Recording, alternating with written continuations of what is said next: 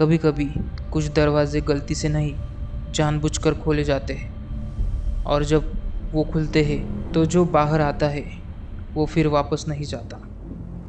आज की कहानी सिर्फ एक फिल्म नहीं है, ये एक सच्ची आत्मा की दस्तक है। हाय, मैं हूं निनाद और आप देख रहे हैं माइंड ऑफ निक टॉक्स, जहां हम लाते हैं सच्ची, डरावनी और रहस्यमय कहानियां। आज की कहानी है वेरोनिका की, एक लड़की जिसने सिर्फ एक बार आत्मा से बात करने की कोशिश की और उसकी ज़िंदगी मौत से भी ज़्यादा डरावनी हो गई।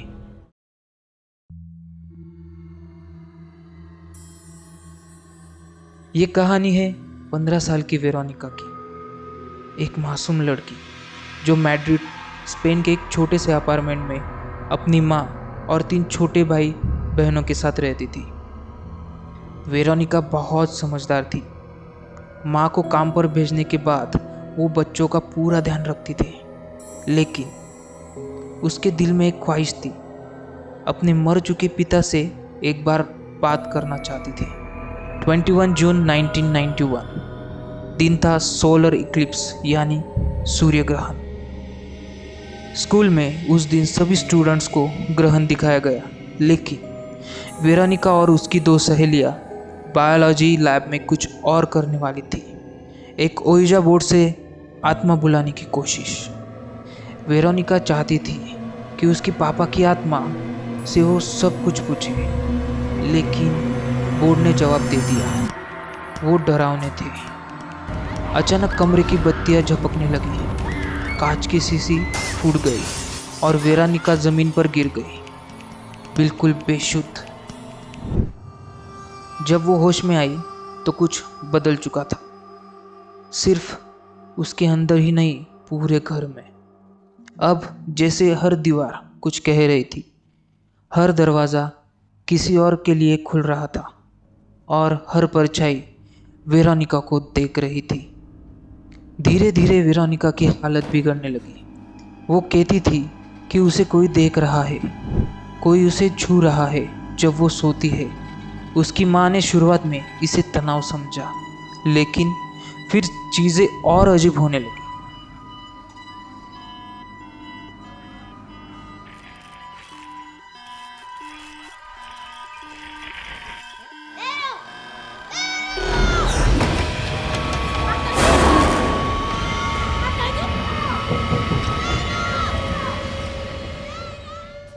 घर की दीवारों पर काले धब्बे उभरने लगे। रसोई के बर्तन अपने आप गिरते, बच्चों के खिलौने रात में खुद ब खुद चलने लगते।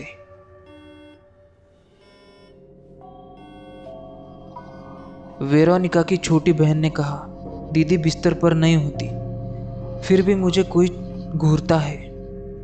एक रात वेरोनिका ने देखा कि उसकी पापा की परछाई उसके कमरे में कोने में खड़ी है, लेकिन वो छाया कुछ नहीं कर रही थी, सिर्फ देख रही थी। उसी रात हाथ में अजीब निशान बन गए। वेरोनिका ने सबूत के तौर पर एक डायरी में सारी घटनाएं लिखी, लेकिन जैसे जैसे वो लिखती गई वैसे वैसे घटनाएं और डरावनी होती गई। एक दिन स्कूल में वो अचानक बेहोश हो गई। डॉक्टर ने कहा उसे कोई मेडिकल की बीमारी नहीं है, लेकिन उसके चेहरे पर ऐसा डर था जैसे उसने कुछ बहुत भयानक देख लिया हो। 3 अगस्त 1991 वेरोनिका की हालत अचानक बेहद खराब हो गई। उसे अस्पताल ले जाया गया, लेकिन डॉक्टर कुछ भी समझ नहीं पाए। उसी रात उसकी मौत हो गई। पोस्टमार्टम में कोई साफ वजह नहीं मिली, ना कोई बीमारी, ना जहर, बस एक अजीब शून्य। वास्तविकता का खुलासा। वेलकेस, ये सिर्फ एक फिल्म की कहानी नहीं है, बल्कि एक सच्ची घटना है जो 1991 में स्पेन के एक वेलकास इलाके में घटी थी। स्टेफेनिया की रहस्यमय मृत्यु और उसके बाद उनके परिवार द्वारा अनुभव की गई परामानविक घटनाओं ने पुलिस को भी हैरान कर दिया था। पुलिस रिपोर्ट में दर्ज इन घटनाओं ने इस मामले को स्पेन का पहला केस बना दिया, जिसमें पारामानविक गतिविधियों का आधिकारिक रूप से उल्लेख किया गया है। फिल्म वेरोनिका इसी सच्ची घटना पर आधारित है, जो दर्शकों को न केवल डराती है बल्कि सोचने पर भी मजबूर कर देती है। क्या आत्माएं वास्तविक में हमारे बीच मौजूद है? तो दोस्तों, ये थी वेरोनिका की सच्ची और डरावनी कहानी। क्या आप इस पे यकीन करते हैं? क्या आपके साथ या आपके जानने वालों के साथ ऐसा कुछ हुआ है? कमेंट में ज़रूर बताइए।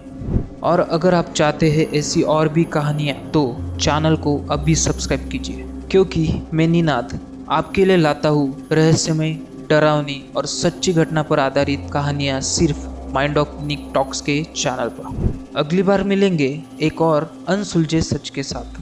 तब तक ओइजा बोर्ड से दूर रहिए और अंधेरे में अकेले मत जाइए।